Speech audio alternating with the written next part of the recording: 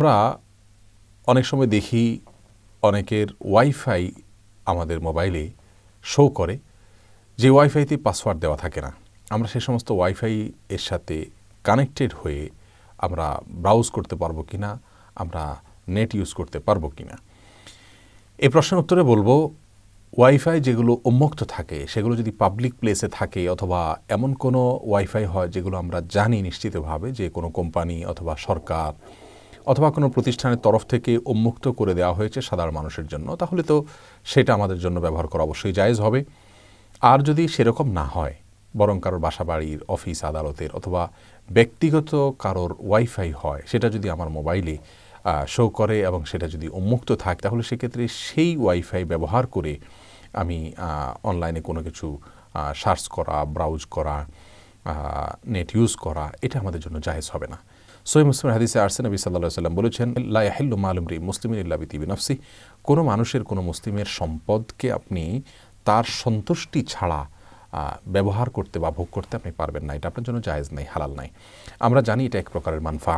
এই ওয়াইফাই যিনি ব্যবহার করছেন, যিনি এটার মালিক, তা তিনি কিন্তু এই ওয়াইফাইটাকে ইউজ করছেন। আপনি যদি তার ওয়াইফাইটাকে আপনিও ইউজ করেন, তাহলে সেক্ষেত্রে আপনার ওয়াইফাইয়ের মাধ্যমে আপনি যদি কানেক্টেড হন এবং অনলাইনে ঢুকেন, আপনি ব্রাউজ করেন, নেট ইউজ করেন, তাহলে সেক্ষেত্রে দেখা যাবে যে তার স্পিড কিছুটা হলেও কমবে।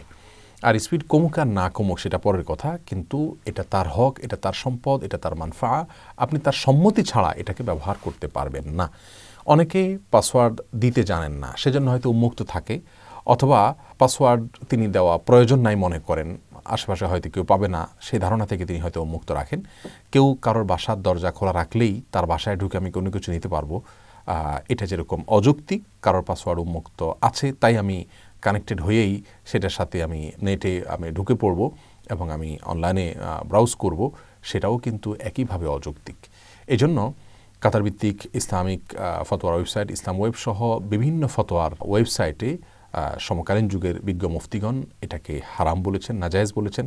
ইতিপূর্বে আমরা যদি এরকম কারোর ব্যক্তিগত ওয়াইফাই ইউজ করে থাকি তার অনুমতি ছাড়া, তাহলে এর তবার উপায় হলো ওই ব্যক্তির কাছে ক্ষমা চেয়ে নেওয়া, যদি তার কাছে ক্ষমা চাওয়ার কোনো সুযোগ থাকে। আর যদি তাকে খুঁজে বের করা না যায়, তার কাছে ক্ষমা চাওয়ার কোনো সুযোগ না থাকে, তাকে খুঁজে বের করার কোনো রাস্তা না থাকে, তাহলে সেক্ষেত্রে যেই পরিমাণ ওয়াইফাই আমি ইউজ করেছি, অন্তত ওইটার একটা মূল্য কত হতে পারে সেটা নির্দিষ্ট করে অনুমান করে আল্লাহ রাস্তায় কিছু সাদাকা করে দেওয়া তার পক্ষ থেকে, এবং আল্লাহর কাছে তওবা করা, ইস্তেগফার করা উচিত, এজন্য যাতে করে অন্য কারোর ওয়াইফাই আমরা এভাবে ইউজ না করি। আল্লাহ সুবহানাহু ওয়া তাআলা আমাদের সকলকে সব বিষয়ে বান্দার হকগুলোকে সচেতনতার সাথে সংরক্ষণ